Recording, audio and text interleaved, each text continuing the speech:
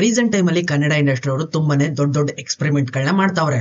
ಬರೀ cinema industry ಮಾತ್ರ ಅಲ್ಲದೆ ವೆಬ್ ಸೀರೀಸ್ ಒಳಗಡೆನು ಕೂಡ ಎಂಟ್ರಿ ಕೊಟ್ಬಿಟ್ಟು ಹೊಸದನ್ನ ಇನ್ನೋವೇಟಿವ್ ಮಾಡ್ತಾ ಇದಾರೆ. ಇನ್ನ ಇದೇ ಕ್ಯಾಟಗರಿಲಿ ಬರುವಂತ ಇನ್ನೊಂದು ಹೊಸ ವೆಬ್ ಸೀರೀಸ್ ಮಾರಿಗಲ್ಲು. ಈ ಸೀರೀಸ್ ನ ಪ್ರೊಡ್ಯೂಸ್ ಮಾಡೋದು PRK ಆಡಿಯೋ. ಅಶ್ವಿನಿ ಪುನೀತ್ ರಾಜ್ಕುಮಾರ್ ಅವರು ಈ ವೆಬ್ ಸೀರೀಸ್ ನ ಪ್ರೊಡ್ಯೂಸ್ ಮಾಡಿದ್ದಾರೆ. ತುಂಬಾ ದಿನಗಳಿಂದ ಒಂದು ವಿಡಿಯೋ ಜನಗಳನ್ನೆಲ್ಲ ತುಂಬಾನೇ ಎಕ್ಸೈಟ್ ಮಾಡ್ಬಿಟ್ಟಿತ್ತು. ಅದು ಪುನೀತ್ ರಾಜ್ಕುಮಾರ್ ಅವರ AI ವರ್ಷನ್ ವಿಡಿಯೋ. ಕದಂಬರ ರಾಜನ ಲುಕ್ ಅಲ್ಲಿ ಕಾಣಿಸ್ಕೊಂಡ್ಬಿಟ್ಟಿದ್ರು. ಆ ವಿಡಿಯೋ ನೋಡಿದಾಗಿಂದ ನಂಗೂ ಗಡಗಡ ಅನ್ಸ್ಬಿಟ್ಟಿತ್ತು. ಹಿಂಗಾದ್ರೂ ಮಾಡಿ ಇದನ್ನ ನೋಡ್ಲೇಬೇಕು ಅಂತ ಆಟ ಹಿಡಿದು ಕೂತ್ಕೊಂಡೆ. ಇವಾಗ ಫುಲ್ಫಿಲ್ ಆಯ್ತು. ಬಟ್ ಒಂದ್ ಬೇಜಾರ್ ಏನಪ್ಪಾ ಅಂದ್ರೆ ಈ ವೆಬ್ ಸೀರೀಸ್ ಒಳಗಡೆ ಪುನೀತ್ ರಾಜ್ಕುಮಾರ್ ಅವ್ನ ಗುರುತ್ನು ತೋರ್ಸಲ್ಲ.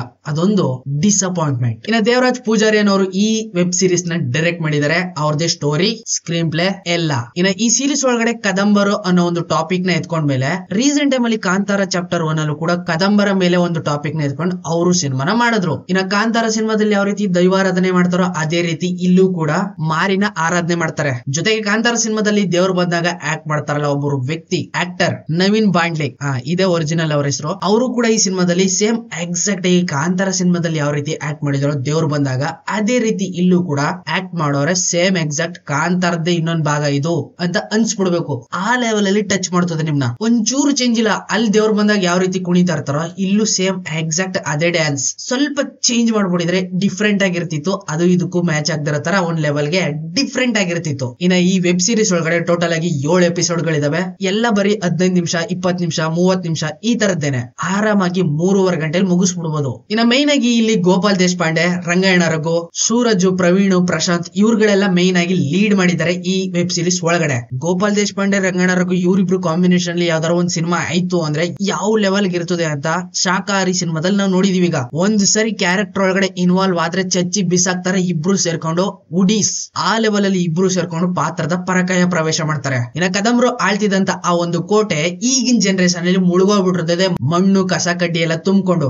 ಈಗ ಇದನ್ನೆಲ್ಲ ಅಗದು ಒಳಗಡೆ ಇರುವಂತ ಶಿಲಾಶಾಸನಗಳೆಲ್ಲ ತೆಗಿಯೋಕೆ ಅಂತ ರಂಗಾಯಣ ರಘು ಅವರು ಎಂಟ್ರಿ ಕೊಡ್ತಾರೆ. ಇನ್ನ ಊರಲ್ಲಿ ದೊಡ್ಡ ಮನ್ಸು ಅನ್ಸ್ಕೊಂಡು ಗೋಪಾಲ್ ದೇಶಪಾಂಡೆ ದೊಡ್ಡದಾಗಿ ಯಜಮಾನತ್ವ ನಡೆಸ್ತಾ ಇರ್ತಾರೆ. ಇವ್ರ ಕೈ ಕೆಳಗ್ ಕೆಲಸ ಮಾಡೋರೆ ಸೂರಜ್, ಪ್ರವೀಣ್, ಪ್ರಶಾಂತ್. 3 ಜನರು ಕೂಡ ಅನ್ಎಜುಕೇಟೆಡ್, ಮಾತಾಡೋದು ಮಾತ್ರ ಮುತ್ತು. ಇಲ್ಲಿ ಗೋಪಾಲ್ ದೇಶಪಾಂಡೆ ಯಾವ್ದೋ ಒಂದು ಕಲ್ಲಿನ ಹಿಂದೆ ಬಿದ್ದ್ಬಿಟ್ಟಿರ್ತಾನೆ. ಅದು ಕೂಡ ಹಳೇ ಕನ್ನಡ ಕದಂಬರ ಟೈಮ್ ಲೈನ್ ಅಲ್ಲಿ ಯೂಸ್ ಮಾಡ್ತಿದ್ದಂತ ಹಳೇ ಕನ್ನಡದಲ್ಲಿ ಇರ್ತದೆ ಶಿಲಾಶಾಸನ.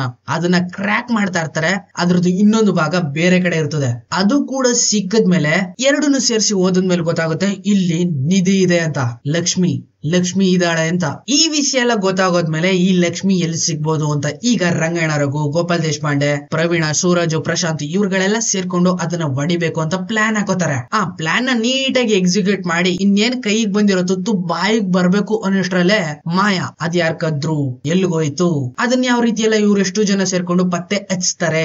ಇದ್ರ ಮಧ್ಯೆ ದೇವ್ರು ಅವಾಗ ಬಂದು ಇವ್ರನ್ನ ಯಾವ ರೀತಿ ಎಲ್ಲ ಆಟ ಆಡ್ಸುತ್ತೆ ಅನ್ನೋದನ್ನ ಈ ವೆಬ್ ಸೀರೀಸ್ ಒಳಗಡೆ ನೋಡಿ ಒಂದ್ ರೀತಿ ತುಂಬಾನೇ ಎಕ್ಸೈಟ್ ಆಗ್ಬಿಟ್ಟೆ. ಈ ವೆಬ್ ಸೀರೀಸ್ ನ ನೋಡಿ ಎಕ್ಸಾಕ್ಟ್ ಆಗಿ ಕಾಂತಾರ ಸಿನಿಮಾ ಯಾವ ರೀತಿ ನಮ್ಮನ್ನ ಎಕ್ಸೈಟ್ ಮಾಡುತ್ತೋ ಅದೇ ರೀತಿ ಈ ವೆಬ್ ಸೀರೀಸ್ ಕೂಡ ನಮ್ಮನ್ನ ಎಕ್ಸೈಟ್ ಮಾಡೋದ್ರಲ್ಲಿ ಡೌಟೇ ಇಲ್ಲ. ಮೊದಲನೇದಾಗಿ ಈ ವೆಬ್ ಸೀರೀಸ್ ಸ್ಕೇಲ್ ಸ್ವಲ್ಪ ಲೆಂತ್ ಆಗಿರೋದ್ರಿಂದ ತುಂಬಾನೇ ಲೈಕ್ ಆಗೋಯ್ತು ನನಗಂತೂ. ಇನ್ನ ಕಲರ್ ಗ್ರೇಡಿಂಗ್, ಎಡಿಟಿಂಗ್, ಮೈನ್ ಆಗಿ ಒಂದೇ ಒಂದು ಸೀನ್ ಅಲ್ಲಿ CGI ನ ಯೂಸ್ ಮಾಡಿದರೆ. ಅದು ಕೂಡ ಮಾರಿಕೋಣ ಕಾಲ್ಗೆಜ್ಜೆ ಕಟ್ಕೊಂಡು ಒಂದ್ಸರಿ ಎಂಟ್ರಿ ಕೊಟ್ಬಿಡ್ತದೆ. ಅದು ನೋಡಿದಾಗ ಫುಲ್ ಶಾಕ್. ಲೋ ಬಜೆಟ್ ಆದ್ರೂ ನೀಟ್ ಆಗಿ ಎಕ್ಸಿಕ್ಯೂಟ್ ಮಾಡಿದರೆ CGI ನ. ಎವ್ರಿ ಟೈಮ್ ಗೋಪಾಲ್ ದೇಶಪಾಂಡೆ ನಾನ್ ಯಾರಿಗೂ ಕಮ್ಮಿ ಇಲ್ಲ ಅಂತ ಅವ್ರ ಆಕ್ಟಿಂಗ್ ಸ್ಕಿಲ್ ಗಳಿಂದ ಜನಗಳನ್ನ ತುಂಬಾನೇ ಇಂಪ್ರೆಸ್ ಮಾಡ್ತಾ ಇದಾರೆ. ಇದ್ರಲ್ಲಂತೂ ನೆಕ್ಸ್ಟ್ ಲೆವೆಲ್. ಪ್ರತಿ ಒಂದೊಂದು ಎಪಿಸೋಡ್ ಗಳಲ್ಲೂ ಕೂಡ ಟ್ವಿಸ್ಟ್ ಗಳನ್ನ ಇಟ್ಬಿಟ್ಟು ನಮ್ನ ಕ್ಯೂರಿಯಸ್ ಆಗಿ ಏನೋ ಮುಂದೇನಾಗ್ಬೋದು ಅಂತ ಎಕ್ಸೈಟ್ ಮಾಡ್ತಾ ಹೋಗ್ತಾರೆ. ಕೊನೆ ಎಪಿಸೋಡ್ ಅಲ್ಲಿ ಯಾರ್ ಕದ್ದಿರ್ಬೋದು, ಯಾರು ತಗೊಂಡಿದ್ರು ಅಂತ ರಿವೀಲ್ ಮಾಡುವಂತ ಟೈಮ್ ಅಲ್ಲಿ ಫುಲ್ ಎಕ್ಸೈಟ್ಮೆಂಟ್ ಎಲ್ಲ ಲಾಸ್. ಅದೇ ಮೊದ್ಲೇ ಹೇಳದ್ನಲ್ಲ, ಸ್ಟಾರ್ಟಿಂಗ್ ಇಂದ ಹಿಡಿದು ಕೊನೆ ಎಂಡ್ ಇನ್ನೇನ್ ಬರ್ಬೇಕು ಅನ್ನೋಷ್ಟ್ರಲ್ಲಿ ಸೀಕ್ರೆಟ್ ರಿವೀಲ್ ನ ನೀಟಾಗಿ ಮಾಡಿಲ್ಲ.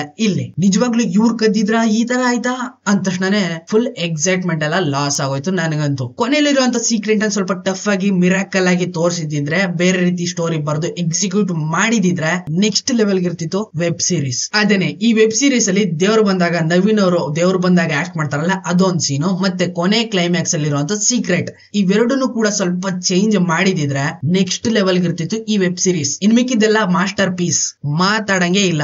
ನಿಜವಾಗ್ಲೂ ಇದೊಂದು ಗುಡ್ ವಾಚ್. ಈ ತರದ ವೆಬ್ ಸೀರೀಸ್ ಗಳನ್ನ ಡೈರೆಕ್ಟ್ ಸಿನಿಮಾನೇ ಮಾಡ್ಬಿಟ್ರೆ ಒಳ್ಳೆ ಕಲೆಕ್ಷನ್ ಮಾಡೋದಂತೂ ಪಕ್ಕ. ಇದನ್ ಸಿನಿಮಾನೇ ಮಾಡ್ಬೋದಾಗಿತ್ತು, ವೆಬ್ ಸೀರೀಸ್ ಯಾಕೆ ಚೂಸ್ ಮಾಡಿದ್ರು ಅಂತ ಗೊತ್ತಿಲ್ಲ. ನಾನಂತೂ ಇದನ್ನ ನೋಡಿ ತುಂಬಾ ದಿಲ್ ಖುಷಿಯಾಗಿದ್ದೀನಿ. ನೀವು ಹಾಗೆ ಆಗ್ತೀರಾ? ಒಂದ್ಸಲ Zee5 ಗೆ ವಿಸಿಟ್ ಮಾಡಿ. 99 ರೂಪಾಯಿ ಕೊಟ್ರೆ ಸಾಕು, ಆರಾಮಾಗಿ ಕೂತ್ಕೊಂಡು ನೋಡಿ.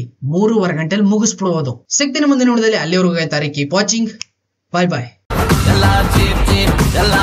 ಚೀಪ್ ಎಲ್ಲ ಚೀಪ್ ಚೀಪ್